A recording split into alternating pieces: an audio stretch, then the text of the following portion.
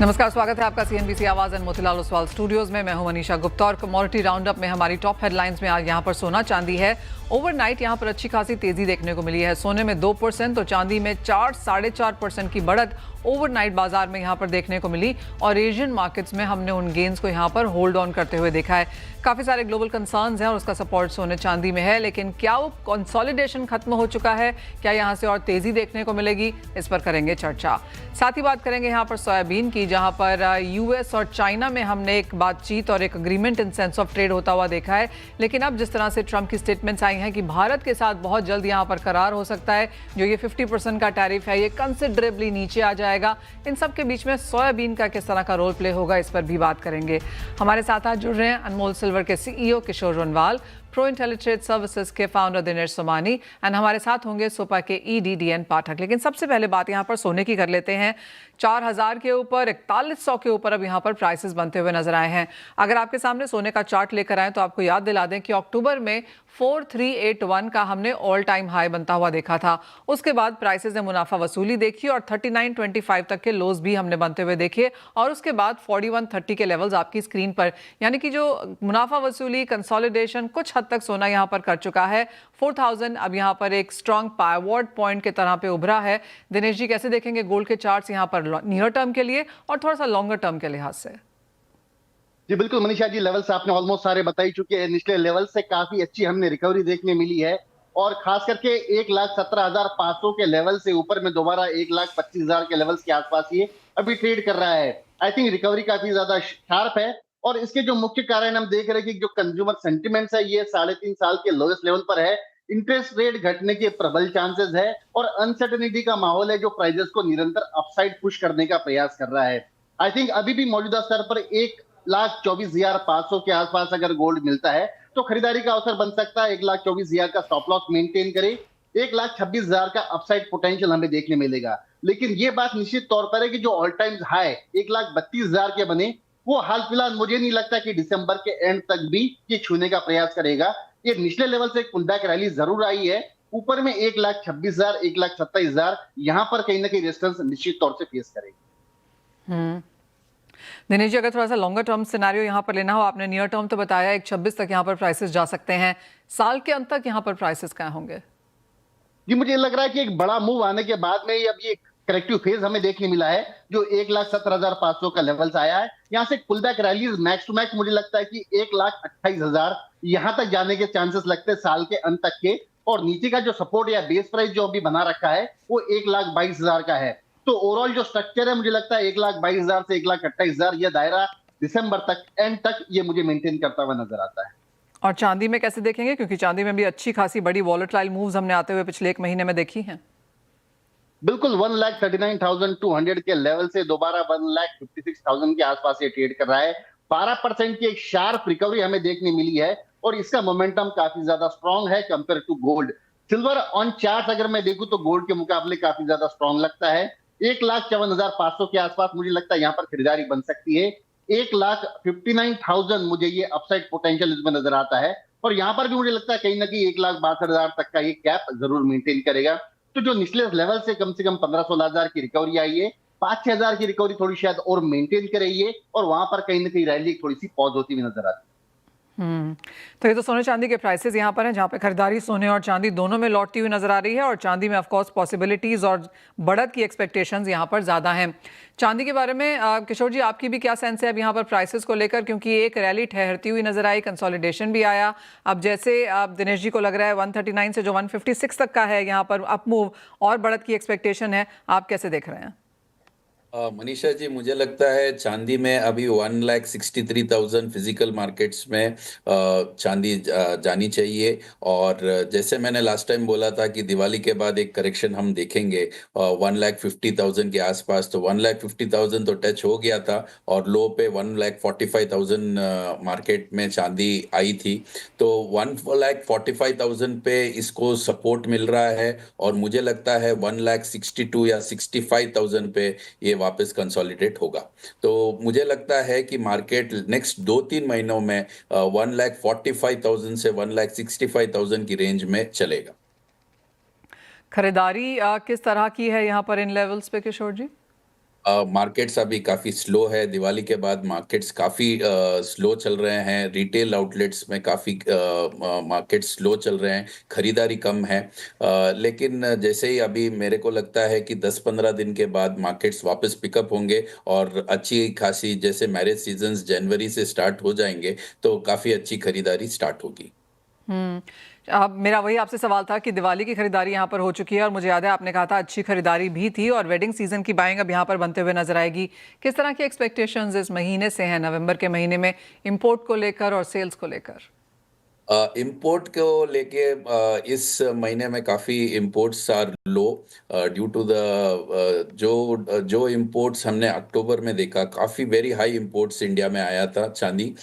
लेकिन जो नवंबर में देख रहे हैं इम्पोर्ट्स काफ़ी अभी तक जो फिगर्स आ रहे हैं, तो काफ़ी 10-11 दिन में इम्पोर्ट्स काफ़ी लो चल रहे हैं। तो मुझे नवंबर का महीना थोड़ा ठंडा चल रहा है और दिसंबर 15 तक ये ठंडा चलेगा। उसके बाद ये दिसंबर 15 के बाद मार्केट्स पिकअप होंगे।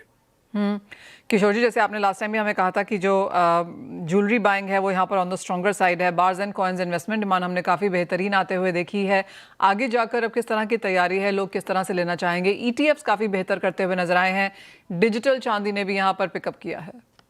इंडिया में ईटीएफ्स का बहुत अच्छा चलान चल चुका है। काफ़ी लोग एक विश्वास से ईटीएफ्स में इन्वेस्टमेंट्स कर रहे हैं और ईटीएफ्स में बड़ी तादाद में इन्वेस्टमेंट अक्टूबर में हुआ था।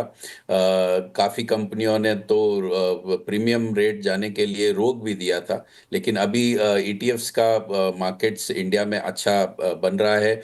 और अगर ज्वेलरी का मार्केट देखें, सिल्वर ज्वेलरी का मार्केट्स काफ़ी अच्छे मेक इन इंडिया का कॉन्सेप्ट जो मोदी जी का सपना था मेक इन इंडिया, वो सिल्वर ज्वेलरी में भी आ चुका है। क्योंकि अभी इंपोर्ट्स पे थोड़ा गवर्नमेंट में अभी बैन किया है।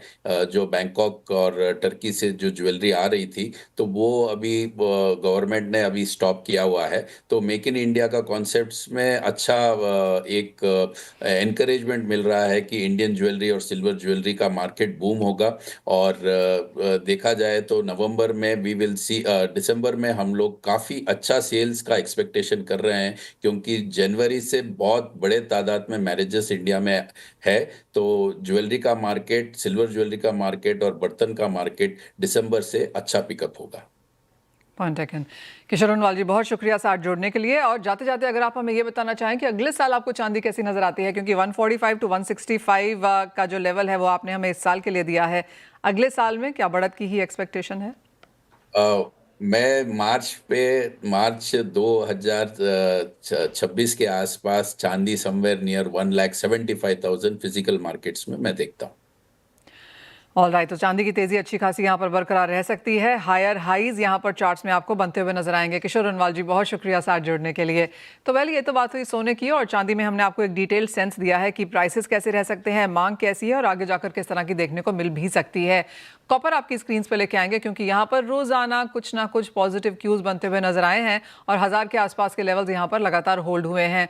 दिनेश जी, यहाँ पर किस तरह के लेवल्स आगे देखते हैं आप, क्योंकि बुलिशनेस तो है मार्केट्स में, क्योंकि ग्लोबल बैंक्स एंड ब्रोकरेजेस भी अब मानते हैं कि कॉपर में, एल्यूमिनियम में, even zinc for that matter में तेजी देखने को मिल सकती है। कॉपर के साथ अगर शुरुआत करें और बाकी मेटल्स को लेकर अब आपकी क्या राय है? बिल्कुल, बेस मेटल्स में काफी समय से कंसोलिडेशन फेज चल रहा है। एक बड़ी रैली हमने देखी है, नीचे में 930 940 के लेवल से ऊपर में 1025 का लेवल कॉपर ने छुआ है। वही जिंक भी 300 के ऊपर निरंतर सस्टेन कर रहा है। तो I think overall base metal pack मुझे काफी ज्यादा अच्छा लगता है। बस एक थोड़ा सा पेशेंस का इंतजार है। 1004 1005 एक बहुत बढ़िया बेस सपोर्ट है कॉपर का। 1005-6 के आसपास कहीं भी मिलता है तो आप खरीदारी करके चल सकते हैं। ऊपर में 1017 के टारगेट्स और 997 का स्टॉप लॉस मेंटेन किया जा सकता है। अन्य बेस मेटल्स के मुकाबले मुझे जिंक 303 303.50 के दरमियान अगर मिलता है तो बहुत अच्छा लेवल रहेगा बाय करने का। 309 314 तक के लेवल्स प्रोबेबली इस मंथ के एंड तक हमें देखने मिल सकते हैं और 298 का इसमें स्टॉप लॉस मेंटेन किया जा सकता है।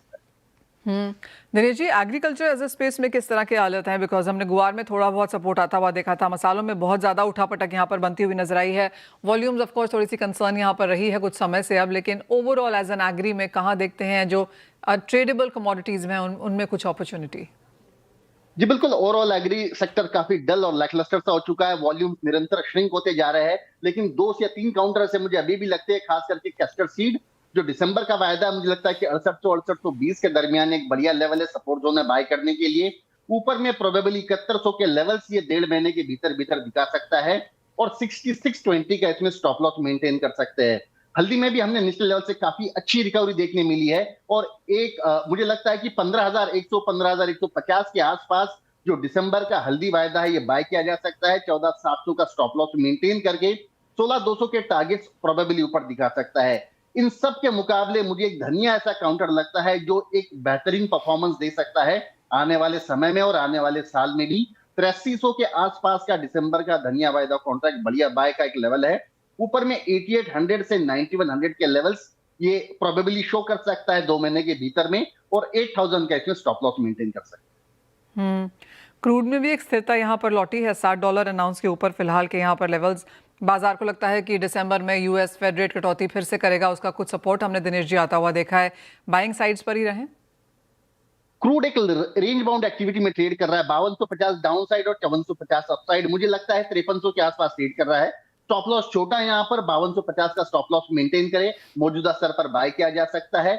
और शायद मुझे लगता है आज या कल ये फ्लैग पैटर्न सा क्रिएट कर रहा है ऑन चार्ट, तो अगर ये फ्लैग पैटर्न ब्रेक होता है तो ऊपर में 5450 5500 के लेवल्स दिखा सकता है।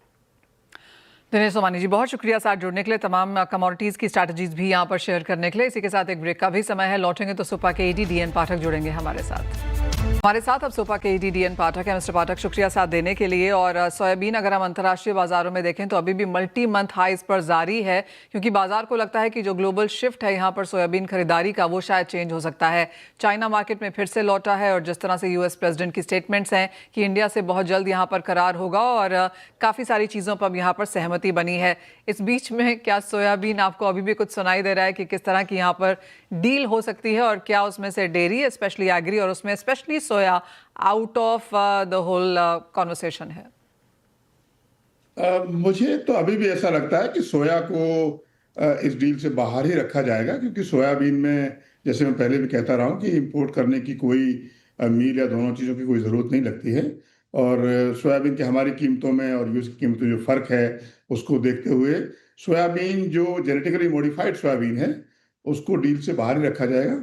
नॉन जीएम सोयाबीन, अगर वो स्पेशलिटी सोयाबीन है किसी खास पर्पज से, आईटी प्रेजर जो सोयाबीन है इनके पास स्पेशलिटी सोयाबीन जो फूड में काम आता है, जो इंडिया में नहीं मिलता है, वो अगर थोड़ा बहुत इंक्लूड करें तो वो शायद हो सकता है। लेकिन जेनेटिकली मॉडिफाइड सोयाबीन इंडिया में नहीं आएगा, ऐसा मेरा अभी भी मानना है। बाकी देखिए सरकार की डील किस तरह से होती है। जिस तरह की अवेलेबिलिटी यहाँ पर फिलहाल इंडियन मार्केट्स में है, उसे कैसे देखते हैं आप? इंडियन मार्केट में थोड़ी सिचुएशन टाइट है। डिमांड सप्लाई में सप्लाई साइड टाइट है इस बार, क्योंकि कैरी ओवर कम था, क्रॉप भी हमारे हिसाब से कम है। एक्सपोर्ट नंबर्स भी अभी कहना मुश्किल है। यूडीआर अभी हमारे सामने है, शायद इस तरह की बातचीत चल रही है कि यूडीआर शायद कुछ थोड़ा डेफर हो, लेकिन शायद नहीं हो, तो उसके चलते हुए एक्सपोर्ट भी थोड़ा कमी रहेगा। एक्चुअली एक्सपोर्ट के लिए इतनी अवेलेबिलिटी भी नहीं है इस साल। जैसे लास्ट ईयर हमने 20 लाख टन एक्सपोर्ट किया, तो अगर इतना अभी तो एक्सपोर्ट करने के लिए है भी नहीं हमारे पास। कुछ इंपोर्ट आ रहा है अफ्रीका से, थोड़ा बहुत आएगा, लेकिन डिमांड सप्लाई सिस्टम में सप्लाई साइड काफ़ी टाइट है। तो और क्योंकि नाफेड भी खरीद रहा है और भावांतर मध्य प्रदेश में चल रहा है, किसानों को पूरा भाव मिल रहा है। इंडस्ट्री अपने जो उनकी पैरिटी है तेल और मील के दाम को देखते हुए खरीद रही है। तो ओवरऑल मैंने बोला ना, डिमांड सप्लाई में सप्लाई सिस्टम टाइट है। आगे भाव कैसे रहेंगे वो तो मार्केट ही बताएगा। ओह एब्सोल्युटली। जिस तरह के प्राइस मूवमेंट फिलहाल यहाँ पर है, आप कहेंगे एमएसपी के ऊपर है एज ऑफ नाउ, क्योंकि वो एक चिंता हमने लगातार पिछले 1 साल में आते हुए देखी थी। मनीषा, एमएसपी के ऊपर भाव जाना मुझे कहीं से दिख नहीं रहा है। हालांकि मैंने जैसे बोला सप्लाई साइड टाइट है, तो कहीं पे ऐसा हो सकता है अगर कोई बड़े एक्सपोर्ट ऑर्डर आ जाए। लेकिन समस्या यही है कि अगर बड़ा एक्सपोर्ट ऑर्डर आएगा और भाव बढ़ेंगे तो वो एक्सपोर्ट फिर हो नहीं पाएगा, क्योंकि हमारी समस्या एक्सपोर्ट हमारी कीमत ज़्यादा की है। ये जो करंट कीमतें हैं उस पर एक्सपोर्ट थोड़ा बहुत हो सकता है, हो रहा है, लेकिन अगर एमएसपी तक प्राइस पहुंच गई तो फिर एक्सपोर्ट बिल्कुल नहीं होगा। तो एक तरफ ऊपर प्राइस पुल होगी, दूसरी तरफ एक्सपोर्ट कम होगा।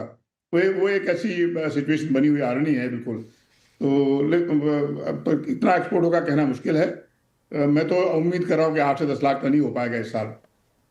मतलब पिछला साल से आधा रह जाएगा, क्योंकि सप्लाई भी उसी टाइप की है। सप्लाई अपने पास इतनी ज़्यादा है नहीं इस बार एक्सपोर्ट करने के लिए। मिस्टर पाठक, ऑल्सो साथ साथ में अगर हम यहाँ पर बाकी एडिबल ऑयल्स की बात करें, मील की अगर चर्चा करें, वहाँ पर अभी भी कुछ कंसर्न्स बनी हुई हैं। मील की देखिए, मील में कंसर्न है। मील की जो सप्लाई है हिंदुस्तान में, जो मतलब जो डिमांड साइड है, जहाँ पे जो पोल्ट्री इंडस्ट्री है मेन यूजर, तो उनकी डीडीजीएस की डिमांड मैंने बोला अभी बनी हुई है और लगातार बढ़ती हुई दिखाई पड़ रही है।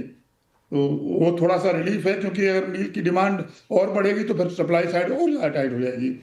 तो और मील में जो इंपोर्ट की बात लोगों ने कहना शुरू किया है, तो जो मील की प्राइसेस अभी हैं उसमें इंपोर्ट का तो कोई बिल्कुल मतलब नहीं है। बड़ी रीजनेबल प्राइसेस हैं करंट सोयाबीन की और तेल की प्राइस को देखते हुए। तो मील में कुछ सप्लाई में कोई समस्या नहीं है। ऑयल की प्राइसेस ऊपर जा रही हैं दिख रहा है। अब वो all that will depend on कि ब्राजील की क्रॉप कैसे फेयर करती है, और उस पर डिपेंड करेगा वहाँ का वेदर कैसे रहता है। हालांकि अभी तो देर है उसमें, लेकिन बुआई क्योंकि हो चुकी है। तो ओवरऑल सिचुएशन फ्लूइड है अभी फिलहाल। सप्लाई टाइट है इंडिया में। जी मिस्टर पाठक, अगर हम 2025 को पीछे मुड़ के देखें तो कैसे कहेंगे आप सोयाबीन के लिए ये साल किस तरह का रहा, और 2026 से क्या एक्सपेक्टेशन है? सोयाबीन के लिए साल तो बहुत अच्छा नहीं रहा, ना किसानों के लिए अच्छा रहा, क्योंकि उनको एमएसपी नहीं मिल पाई और कीमतें काफ़ी कम रहीं। इंडस्ट्री के लिए भी अच्छा नहीं रहा, अगर क्रशिंग में कोई मार्जिन नहीं थे, बिल्कुल भी पैरिटी नहीं थी, तो क्रशिंग भी जो हम एक्सपेक्ट कर रहे थे उससे कम ही रही। ओवरऑल सिचुएशन इंडस्ट्री के लिए बहुत अच्छी नहीं रही। लेकिन अब इंडस्ट्री क्योंकि थोड़ी जागरूक हुई है कि हम मील पे डिपेंड नहीं कर सकते हमेशा, और एक्सपोर्ट पे ही डिपेंड रहेंगे तो काम नहीं चल पाएगा, तो फूड की तरफ इंडस्ट्री का झुकाव काफ़ी बड़ा है। हमने अभी एक सस्टेनेबल सोया फूड फंड क्रिएट किया है सोपा में, कुछ बड़े पैसे लगा के, जिसपे हम सोशल मीडिया और बाकी जरियों से सोया फूड को प्रमोट करेंगे पूरे हिंदुस्तान में। इसकी ज़रूरत भी है, और अगर ये प्रमोट कर पाएंगे, जो करंट 10% है इसको बढ़ाकर अगर 20-30% कर पाए, तो फिर वैल्यू एडिशन बढ़ेगा, किसान को फायदा होगा, फिर एमएसपी देने में कोई समस्या नहीं आएगी। तो लेकिन ओवरऑल सिचुएशन पिछले साल में बिल्कुल भी अच्छी नहीं रही है, ये बात सही है। आप 2026 में अभी क्या कहूँ मैं कैसी रहेगी सिचुएशन? लेकिन टाइट जैसे है, आपने प्राइसेस कहा, ठीक रह सकती हैं। अगर डीडीजीएस का यूज बंद हो जाए तो फिर बहुत अच्छा रहेगा, लेकिन वो मुझे होता दिखाई नहीं पड़ रहा है। तो 2026 is not going to be कोई बहुत ज्यादा डबल बेहतर हो, ऐसा मुझे दिखता नहीं है। अभी किसान थोड़ा निराश है क्योंकि उसको प्राइस नहीं मिल रही। हालांकि गवर्नमेंट सपोर्ट कर रही है, लेकिन ये गवर्नमेंट कब तक सपोर्ट करेगी इतने सारे पैसे खर्च करके, या भावांतर में या एमएसपी से? तो ओवर जो सबसे बढ़िया काम जो होना चाहिए वो तो उपज बढ़ाना है, यील्ड बढ़ाना है।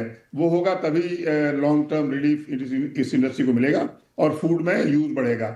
दो ये चीजें हैं जो कि इस इंडस्ट्री के लिए बहुत जरूरी हैं, यील्ड बढ़ाना और फूड यूज बढ़ाना। तो अगर वो होगा तो अच्छी रहेगा इंडस्ट्री के लिए। यील्ड बढ़ाना शायद एक लॉन्ग टर्म चीज रह सकती है, लेकिन यूज एज फूड बढ़ाना, और जैसे आपने कहा वो एक शुरुआत आपने करी है, तो 2026 के लिए क्या वो एक मेजर फोकल पॉइंट रहेगा? एब्सोल्युटली। एक्चुअली हम तो सरकार से प्रार्थना कर रहे हैं, प्राइम मिनिस्टर साहब से भी हमने प्रार्थना की है कि साहब इसको 2026 को year of the soya declare कर दिया जाए, क्योंकि इसकी बहुत जरूरत है हिंदुस्तान में। मॉल न्यूट्रिशन है, प्रोटीन डेफिशिएंसी है, और सोया इंडस्ट्री के ऊपर बड़ा बड़ा बड़ा हमला हो रहा है चारों तरफ से कि हम सोया क्यों उगाते हैं। देयर आर वेस्टेड इंटरेस्ट जो चाहते हैं कि सोया हम उगाना बंद कर दें, तो अमेरिका से आ जाए सारा सोया। तो वो सब देखते हुए आई थिंक फूड में हमारा फोकस है और रहेगा। और मैं बड़ा कॉन्फिडेंट हूँ कि अगले साल में फूड का जो यूज है वो 10 से बढ़कर 15% तो कम से कम हो ही जाएगा। अगले 3 साल में ये 20-25% बढ़ जाएगा, 20 तक हो जाएगा। तो फिर इंडस्ट्री थोड़ा रिलीफ में रहेगी, किसान को भी राहत मिलेगी। ऑल राइट, तो 2025 का साल किसानों के लिए, इंडस्ट्री के लिए बहुत बेहतरीन नहीं रहा, लेकिन अगले साल से ऑफ कोर्स एक्सपेक्टेशंस यहाँ पर काफ़ी ज़्यादा हैं। फिर चाहे वो यील्ड की बात हो या फिर सोया को एज फूड प्रमोट करने के लिए भी, जहाँ पर डिमांड खासी बढ़ सकती है, अपसाइड वहाँ पर काफ़ी स्ट्रॉन्ग है। मिस्टर पाठक, बहुत शुक्रिया साथ जुड़ने के लिए, उन तमाम मुद्दों पर चर्चा भी करने के लिए। और जाते जाते वो आपकी स्क्रीन पर एम्फी का म्यूचुअल फंड का डेटा अक्टूबर के महीने के लिए आ रहा है। ऑफकोर्स यहाँ पर equities, mid caps, large caps में किस तरह के मूव्स रहे वो तो है ही, लेकिन ये एक इंपॉर्टेंट ट्रेंड ट्रेंड है जो आपको बताता है कि अक्टूबर में हमने ETF इनफ्लो यहाँ पर थोड़ा सा घटता हुआ देखा है। 7,700 करोड़ अभी भी काफ़ी स्ट्रॉन्ग नंबर वहाँ पर है, लेकिन जिस तरह की एक तरफा तेज़ी हमने सितंबर में आते हुए देखी थी जब 8,360 करोड़ रुपए यहाँ पर गोल्ड ETFs में आए थे, वहाँ से एक छोटा सा स्टेप डाउन फिलहाल हमने अक्टूबर के लिए आता हुआ देखा है। ऑफकोर्स उन नंबर्स को आगे जाकर एनालिसिस करेंगे, लेकिन फिलहाल इस कार्यक्रम में इतना ही समय है। मुझे दीजिए इजाजत, हम लौटेंगे और बात करेंगे यहाँ पर मार्केट्स की।